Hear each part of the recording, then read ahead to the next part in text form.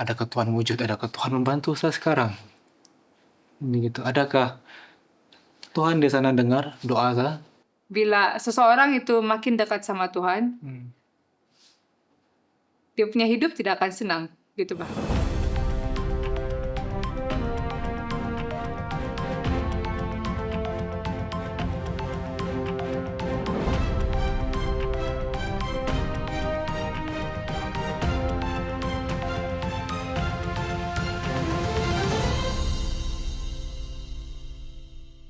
Selamat datang dan selamat kembali dalam rancangan pertemuan dengan Yesus, episod yang ketiga. Dan kita sedang mendengar kesaksian minggu yang sebelumnya, dan pada hari ini kita bertuah kita ada tetamu jauh dari Sabah, saudari Belsi sendiri yang sudi ingin berkongsi tentang pengalaman dan cerita dia tentang pengalamannya dengan Yesus sendiri. Sedikit sebanyak tentang pengalaman yang diceritakan adalah tentang bagaimana saat dia percaya, pencobaan datang dan bagaimana iman dia terus bertahan. Hai, ya nama saya Belsi Vivi Bolodin. Saya berasal dari Sabah, Kota Kinabalu, dan latar belakang saya membesar dalam keluarga tidak juga kecil, tidak juga besar. Nama adik-beradik saya anak yang kedua, dan sebelum saya memilih untuk melayani Tuhan sepenuh masa, saya adalah seorang pelajar di Universiti Mara di Sabah sebagai bahagian pengurusan pelancongan. Ya, dan disebabkan macam mana Tuhan membimbing saya dan saya memilih untuk tidak meneruskan dalam bidang tersebut, dan cerita yang panjang dipendekkan, dan saya memilih untuk belajar tentang Tuhan dan melayani Tuhan dalam hidup saya. Cakap melayani Tuhan pada masa umur 24-25 tahun ini, mungkin umur begitu. Jadi saudari Belsi ada pengalaman di mana saat Belsi memilih untuk bekerja dengan Yesus, ada sesuatu yang berlaku dalam keluarga. Keadaan ibu dia terutama aja dalam keadaan yang sangat sakit. Mungkin saudari boleh berkongsi bagaimana dan kenapa dan apa yang Belsi buat untuk di saat itu berlaku. Ya, jadi kita flashback sekejap. Pada 2016 di mana saya menghadiri sekolah tersebut, sekolah Alkitab lah boleh dikatakan.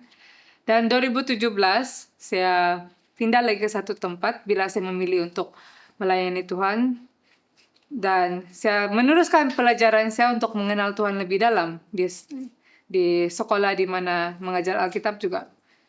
Dan di sana saya memang sudah 100% mau melayani Tuhan. Dan saya sudah, sebagai manusia, walaupun saya sudah memilih untuk melayani Tuhan, saya sudah ada rancangan kehidupan saya macam mana saya mau melayani Tuhan. Macam, 2017 saya kasih habis saya punya sekolah latihan sebagai pelajar Alkitab.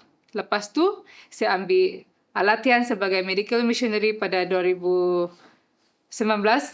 selama 1 tahun setengah, dan lepas tu saya akan menjadi cikgu missionary di Cambodia.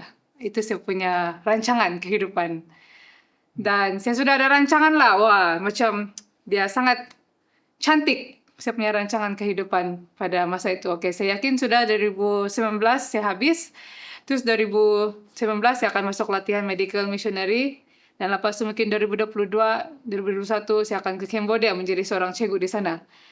Tetapi sesuatu yang terjadi di mana semua rancangan yang saya rancang sebentar tadi perlu diserahkan kepada Tuhan, dan dia tidaklah berjalan seperti yang saya rancangkan.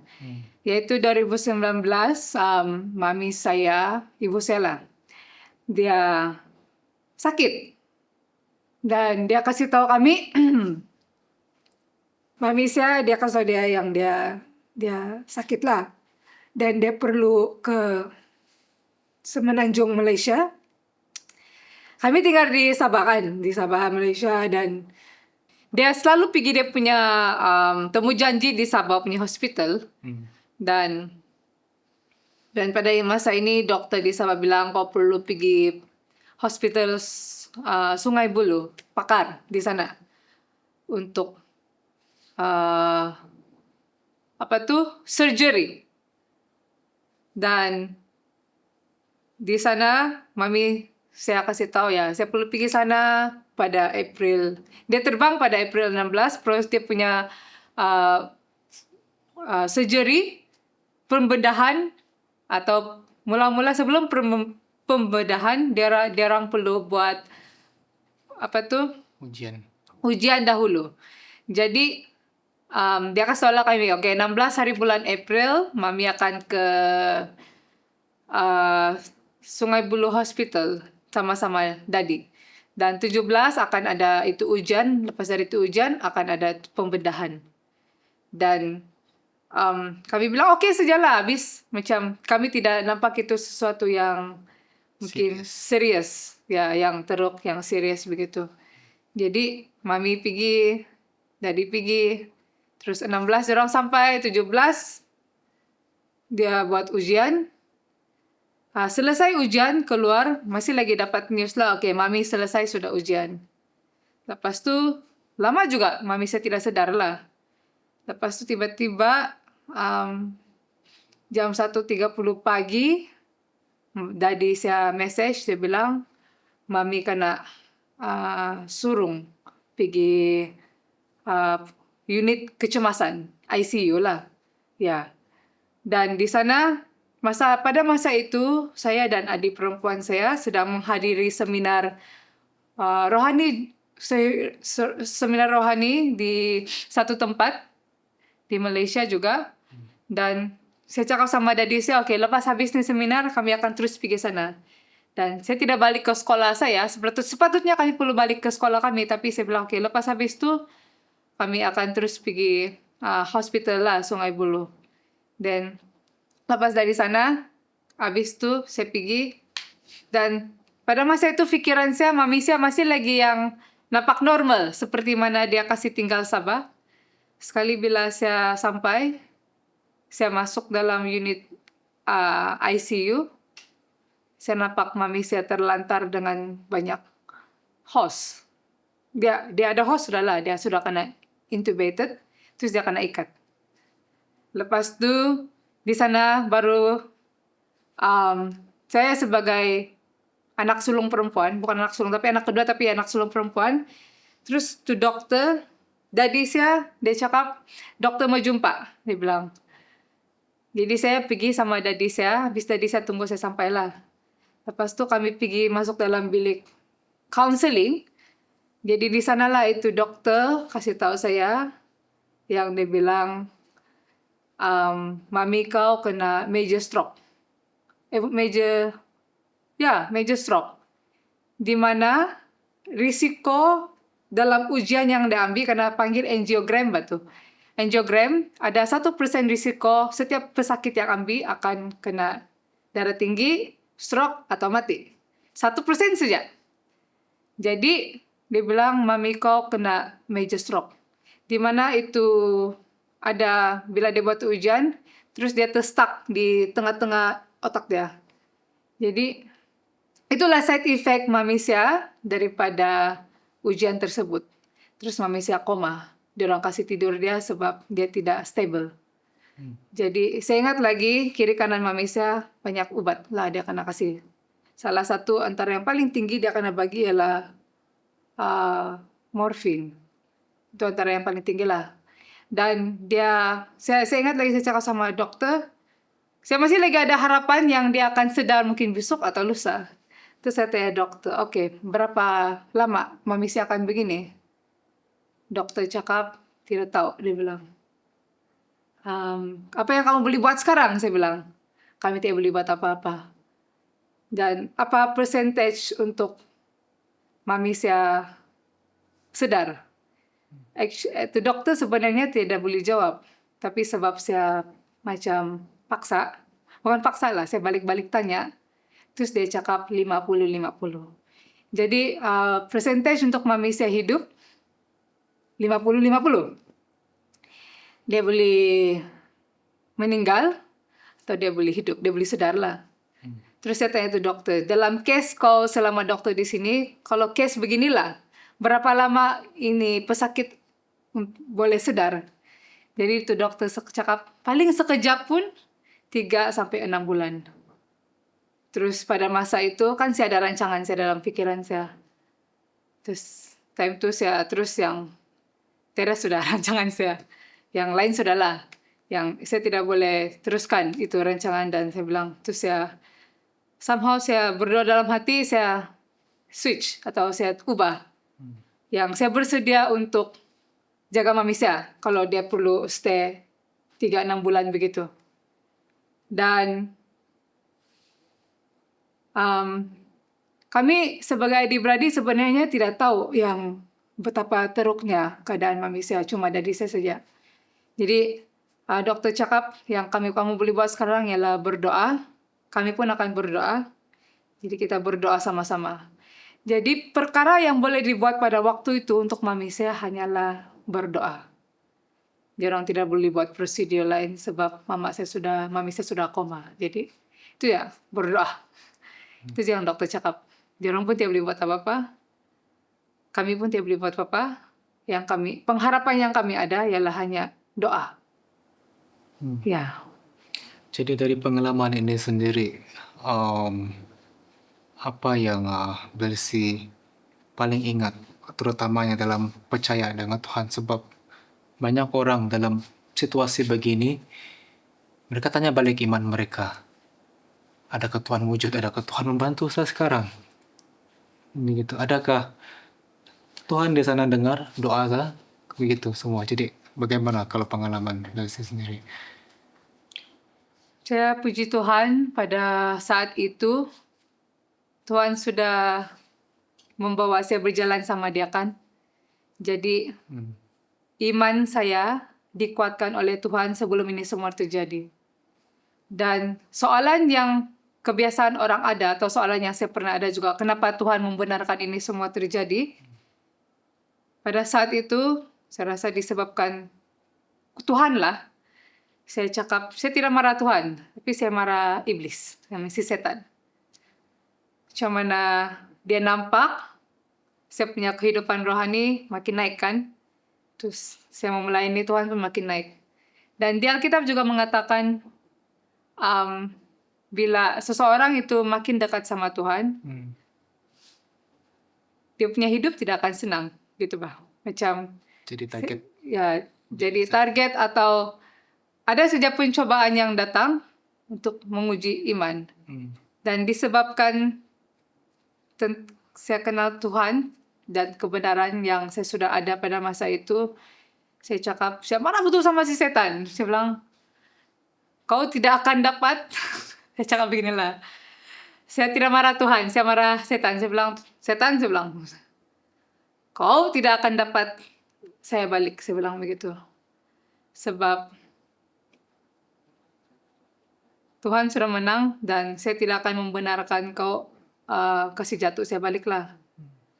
Dan disebabkan apa juga yang membuatkan saya kuat begitu, macam dapat kuat dengan keadaan dunia yang banyak sakit, kebuluran, sakit lah, pada masa ini sakit kan, adalah kebenaran tentang kita hidup di dunia yang berdosa.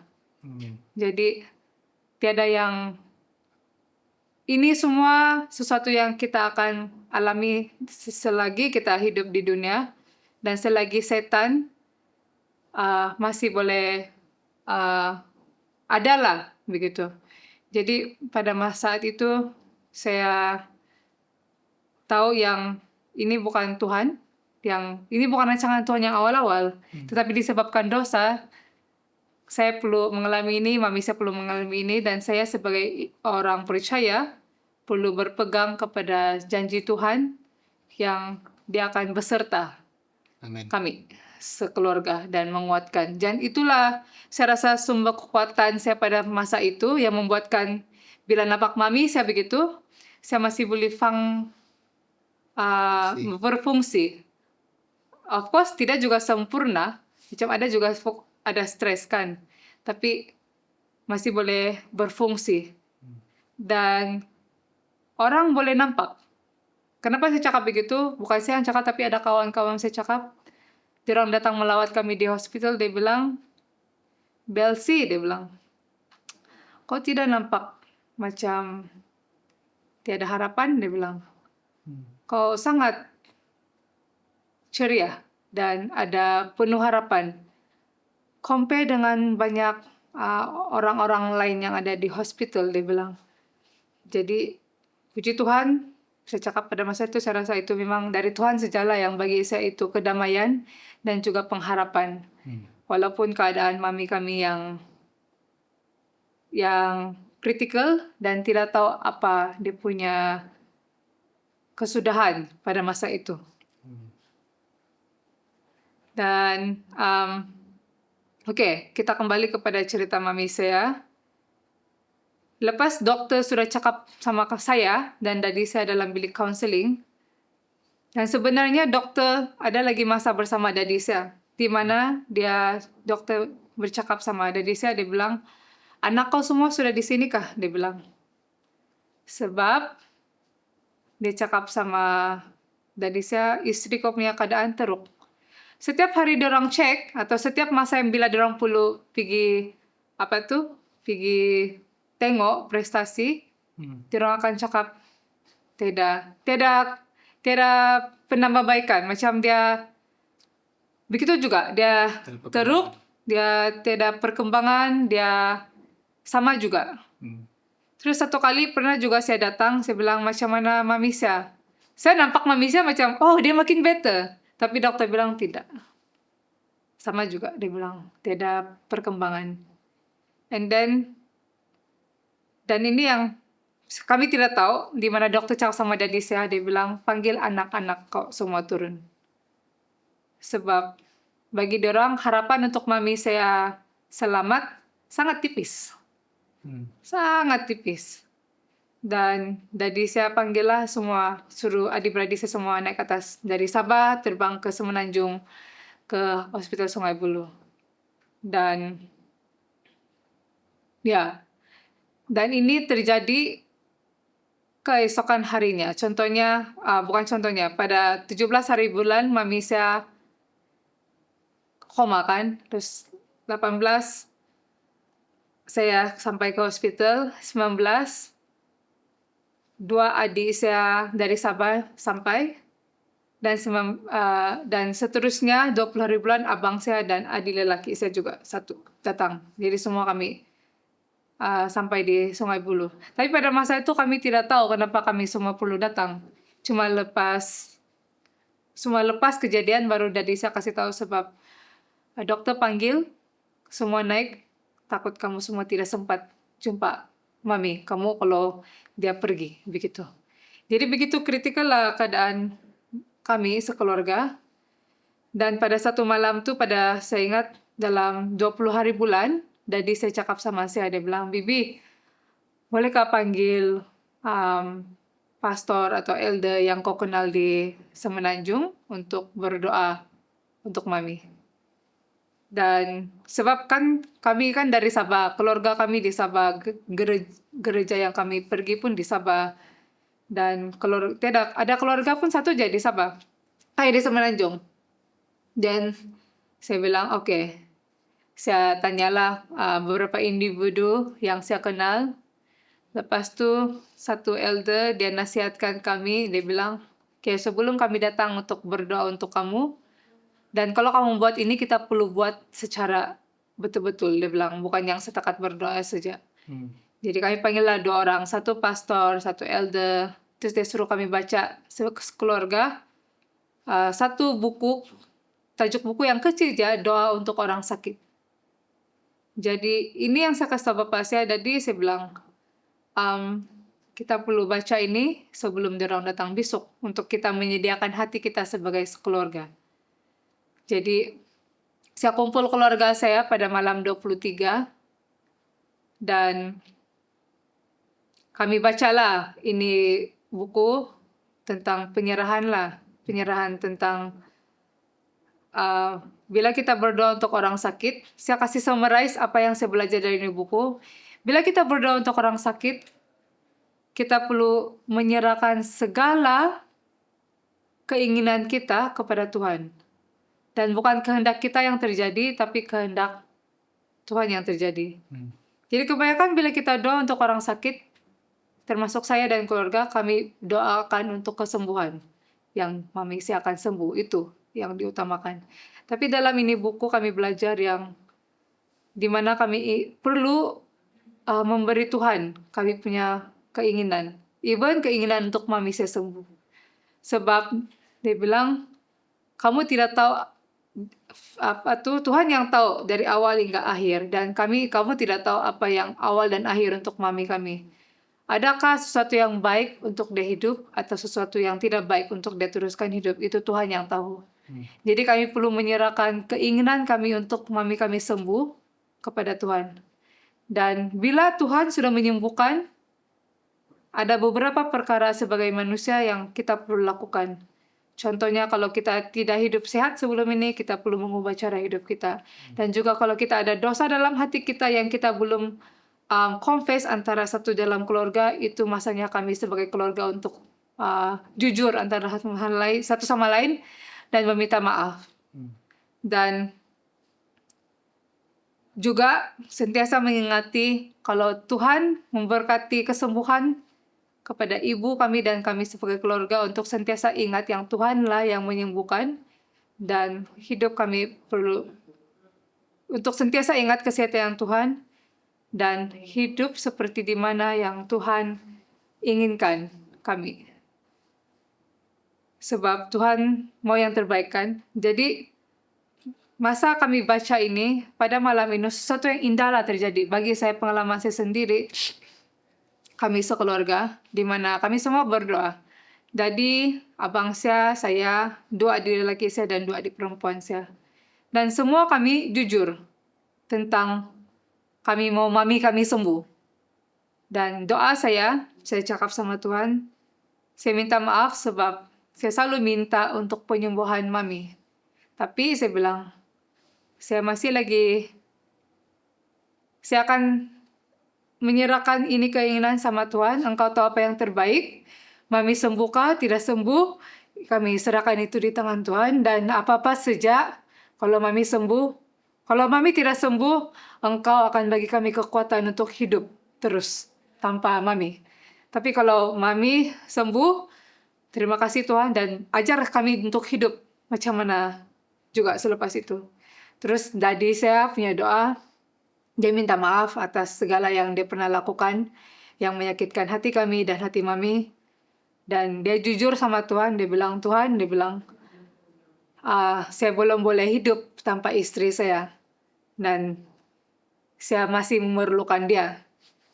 Itu dari saya punya doa. Dan adik saya punya doa pula, yang satu dia bilang, kalau kau nampak mami sedia sudah untuk pergi, kau ambillah dia dan kau kuatkan hati kami. Tapi kalau belum lagi, dan kami pun belum lagi, biarlah engkau yang bagi mami peluang, dan kami peluang dan kesembuhan yang diperlukan. Itu malam pada 23 hari bulan April. Terus 3 pagi itu, si daddy saya tidak dapat tidur. Dia kasih bangun saya, dia bilang, Bi, saya mau pergi hospital, mau pergi sebelah mami. Jadi dia pergi ke hospital sebelah mami, dia stay di sana sampai pagi. Dan sesuatu yang mukjizat untuk kami dan juga dokter. Di sana mami saya bagi respon hari yang seterusnya. Amin. Kami berdoa 23 malam, 23 April, mami saya bagi respon 24. Dan pada hari itu juga lah masa pastor dan elder datang untuk kasih sembahyang mami saya. Dan pada masa itu juga adalah hari jadi daddy saya. Jadi dia macam berkat. Miracle lah untuk saya dan keluarga, di mana Tuhan bagi peluang sama kami sekeluarga. Amin. Bersama mami kami lagi. Ya. Dan pada masa itu, dokter pun Dia bilang memang miracle, memang mukjizat. Sebab kalau kamu ingat mula-mula yang saya cakap, dokter bilang untuk keadaan dia 50-50. 50-50 atau dia perlu masa, mungkin kalau dia sedar pun 3 atau 6 bulan. Tapi tidak sampai 1 bulan pun. Dia cuma ada 8 hari. 1 minggu, gitulah. Dan mami saya sedar. Amen. Dan itu adalah mukjizat yang antara yang besar untuk kami. Dan lepas dia sedar, dia langsung tidak ingat apa jadi sama dia. Salah satu lagi yang menguatkan iman saya pada masa ini, sebab lepas itu setiap hari kami akan lawat mami kami. Saya masih ingat lagi yang pertama kali saya nampak mami saya begitu, saya sangat terkejut. Adik saya di sebelah saya, dan saya mengatakan dalam hati saya, Tuhan tolong kasih kuat saya perlu kuat, kalau tidak, saya perlu kuat untuk keluarga saya, begitu. Dan selepas hari itu dan setiap hari lagu yang Tuhan berikan kepada saya adalah lagu Trust and Obey, percaya dan patuh. Dan sejak dari hari itu, setiap kali saya lawat mami saya akan nyanyi itu lagu. Bukan untuk dia sebenarnya, tapi untuk saya. Dia bilang, dalam tu lagu, dia bilang, tiada jalan lain, percaya dan patuh, tiada jalan lain melainkan percaya dan patuh dengan Tuhan. Amen. Ya. Dan kalau kamu mau, kamu tengoklah tu lagu, lirik dia sangat encourage, sangat Trust mengembangkan. and obey dalam English dia. Ya, trust and obey, patuh dan taat dalam Melayu. Dan selepas mami saya sedar juga, macam banyak-banyak benda dia tak ingat, tapi dia ingat itu lagu. Ya, dan sampai sekarang itu lagu kegemaran saya, lagu kegemaran mami saya. Dan itu yang menguatkan kami juga. Ialah untuk percaya dan patuh. Dan saya ingat lagi bila mami saya masih lagi terlantar di hospital dengan semua hos di mulut dia. Dan saya nyanyi, tidak putus-putus lah. Setiap kali selawat saya nyanyi dan baca Alkitab untuk mami saya dan berdoa untuk mami saya. Dan saya mendoakan supaya Tuhan bekerja dan menyentuh segala sel-sel dan organ-organ di badan dia. Sebab dokter pun tidak boleh buat apa-apa. Dan untuk Tuhan sepenuhnya masuk campur. Dan juga ada salah satu lagi yang bagi saya pengharapan besar, di mana Tuhan mengatakan yang Tuhan dekat kepada orang-orang yang patah hati. Dan pada masa itu saya betul-betul dapat merasakan kehadiran Tuhan dan juga malaikat mengelilingi mami saya dan juga kami sekeluarga. Amen. Dan sangat puji Tuhan, macam mana Tuhan menguatkan dan juga Tuhan memberikan kami sekeluarga peluang yang sangat besar. Dan sekarang sudah 7 tahun anniversary, hidup mami kami dilanjutkan. Amin, dan puji Tuhan untuk kesaksian dan cerita ini, dan harap dia memberi satu refleksi tentang bagaimana hubungan kita dengan Tuhan sekarang. Sebab seringkali kita berkata dengan diri kita, saya percaya dengan Tuhan, tetapi saat sesuatu yang berlaku, sesuatu yang sukar berlaku dalam kehidupan kita, di sana iman kita, kepercayaan kita dicoba. Dan jadi jawapannya bagaimana kita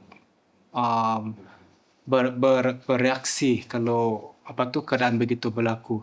Dan tadi saudari Belsi telah berkongsi bagaimana dan apa yang memberi pengharapan di saat sukar yang begini.